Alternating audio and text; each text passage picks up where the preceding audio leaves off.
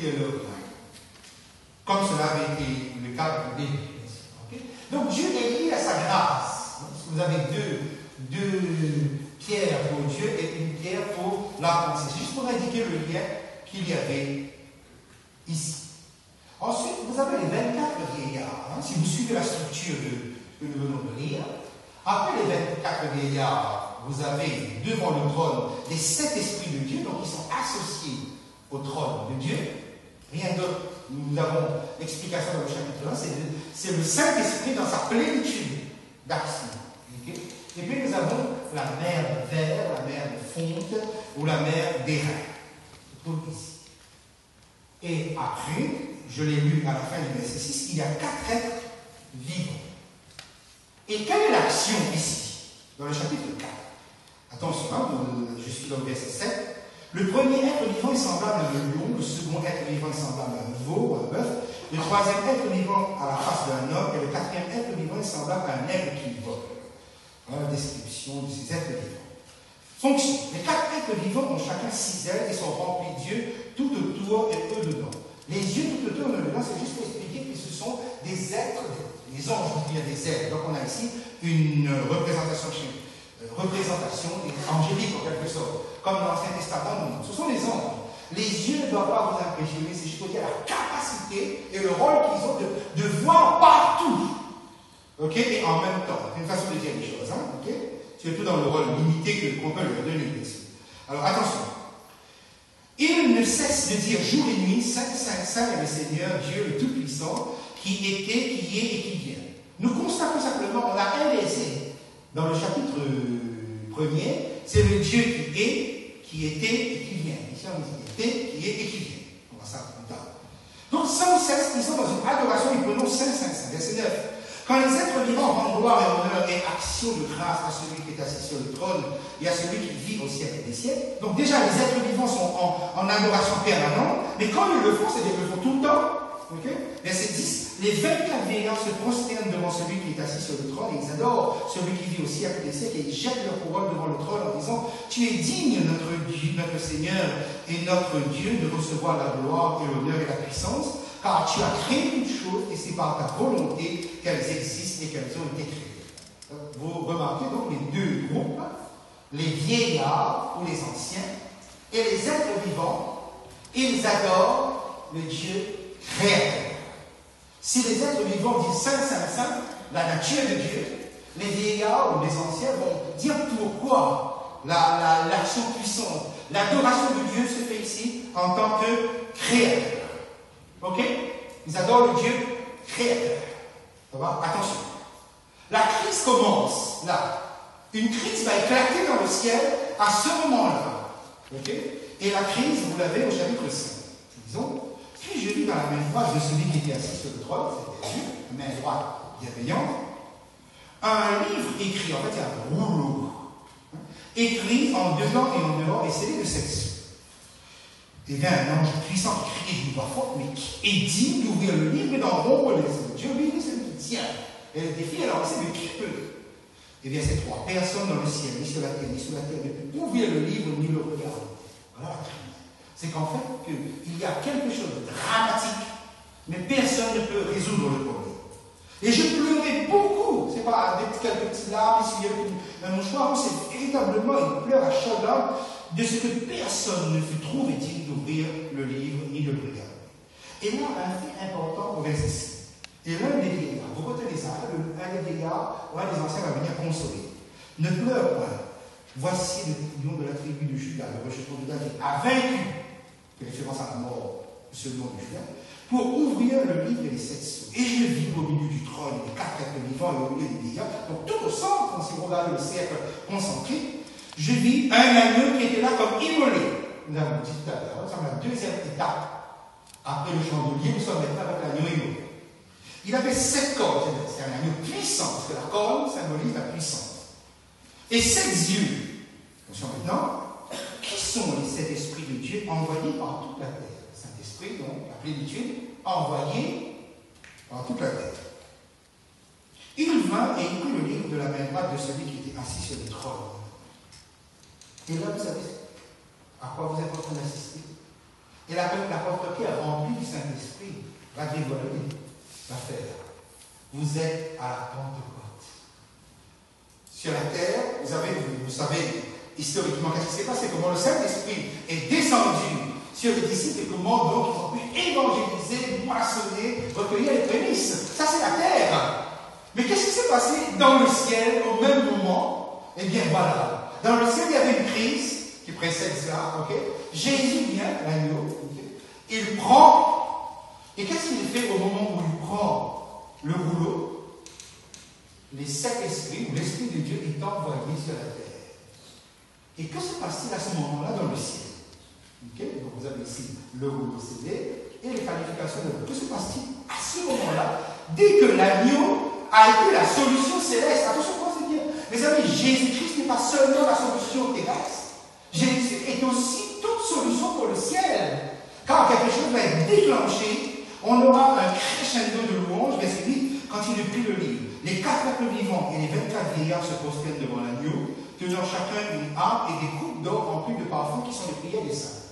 Mais qu'est-ce que les prières des saints font dans leur main? Mais vous retenez seulement, prenez l'information ce soir, on se contente de ça. Prenez. Les vieillards, les anciens, ils ont la coupe des prières des saints et le brandissent dans l'adoration.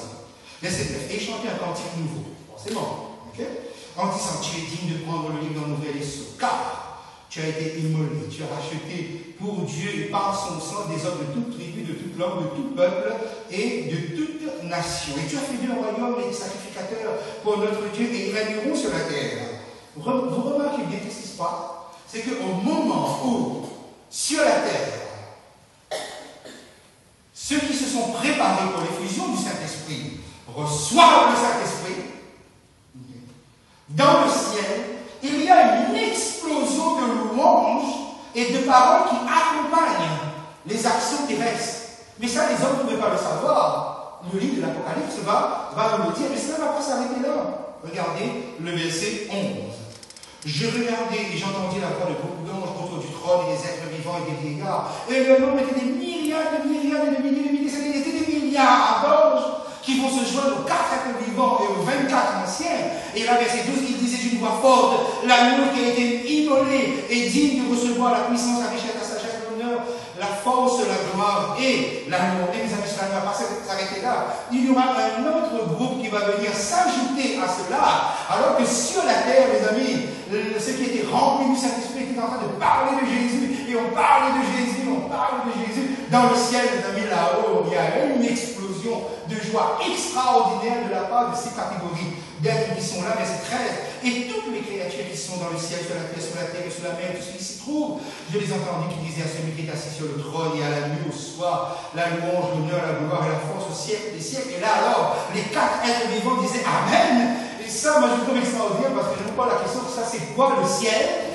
Quand ces anges qui sont là crient Amen, ça doit être une explosion. Le ciel doit vibrer. Quand là-haut, on dit Amen. Et vous savez pourquoi ils disaient Amen? Ils disaient Amen par rapport à ce qui se passait sur la terre. Et bien souvent, les choses sont comme ça. C'est que le ciel rejoint la terre. Le ciel chante vos exploits. Les anges ne sont pas avares de louanges à Dieu quand vous remportez une victoire. Et cela, peut-être, souvent, on ne le voit pas dire, oh, mais personne ne voit ce qui se passe, le combat que je mène dans ma vie. Mes amis, même dans la défaite, vous êtes en train de remporter peut-être une telle victoire, et le ciel a déjà anticipé là-dessus. Et les vieillards se prosternèrent et adoraient. Et vous voyez, c'est l'adoration du Rédempteur, maintenant qui est au chapitre 5. Regardez comment, dans le ciel, mes amis, Jésus est au centre. Il est au centre de l'attention du Père. Il est au centre de l'attention du Saint-Esprit. Il est au centre de l'attention des 4 êtres vivants, des milliards d'anges et de tout ce qui existe là, de toutes les catégories qui explosent en louange avec Jésus au centre. Avec Jésus comme solution. Est-ce que vous explosez de joie quand Jésus est devenu la solution de vos problèmes? Okay. Peut-être que vous êtes toujours accaparé par la tristesse ou autre chose. Mes amis, regardez bien comment Jésus est au centre de tout ça. C'est extraordinaire le sauveur que vous avez. Je ne connais aucun autre sauveur dans tous les livres sacrés que j'ai pu lire, que ce soit de l'Inde, de l'islam ou d'ailleurs, qui possède un sauveur qui est autant le centre du ciel, avec autant de données de révélation. Et je voudrais poser une question. Où sont les âmes des morts? Le ciel est là pour représenter. Mes amis, ils ne sont pas là. Et le livre de l'Apocalypse va mettre à terre la théorie ou la croyance en l'immortalité. Les âmes des morts ne sont pas là. Okay. Ça veut donc dire que les âmes des morts sont dans le sommeil de la mort. Ils attendent la résurrection. Après, vous allez les voir. Hein, vous allez les voir après la cessation. On va les voir, mais ils ne sont pas là. Donc, le livre de l'Apocalypse n'adhère pas à la croyance en l'immortalité de l'âme.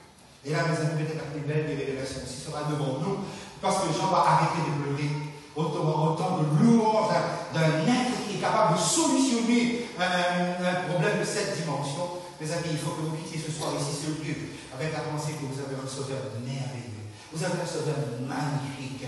Ne laissez personne vous voler ce sauveur central qui va habiter dans votre cœur, qui cogne à la porte, qui frappe avec violence parfois. Sortez de là joyeux, sortez de là fiers que le ciel regarde vos petites actions et en font des événements de louange. Et je vous donne la paix, rendez-vous lundi prochain. D'accord? Nous allons prier ensemble. Merci Seigneur pour ce cadeau merveilleux que tu nous as donné par un sauveur si merveilleux, Jésus. Nous voyons Seigneur qu'il est le centre de tout dans le ciel. Et sur cette terre, Seigneur, alors que peut-être trop de pratiques empêchent de contempler un si merveilleux sauveur ce soir, nous voudrions le mettre au cœur de notre vie, au cœur de notre existence. Parce que nous avons compris, Seigneur, que nous ne sommes pas des êtres sans valeur, bien au contraire. Nous avons toute notre valeur devant toi et nous te louons à notre cœur, dans notre cœur. Accepte nos hommages, accepte notre reconnaissance. Et fais, Seigneur, que par le sang de l'agneau, nous soyons nous-mêmes réconciliés avec toi. Accorde-nous ton Esprit Saint, Seigneur, parce que nous ne pouvons pas tenir et tenir fidèlement, être fidèle à ta parole, être obéissant sans cette puissance. Seigneur, nous voudrions céder totalement et faire pleinement confiance à ta volonté et le plan que tu as dans notre vie pour chacun de nous. Merci Seigneur, accompagne-nous, accorde-nous une bonne soirée, un bon repos et permets que lundi prochain nous soyons de nouveau ici pour poursuivre cette étude. Au nom de Jésus. Amen. Bonne rentrée.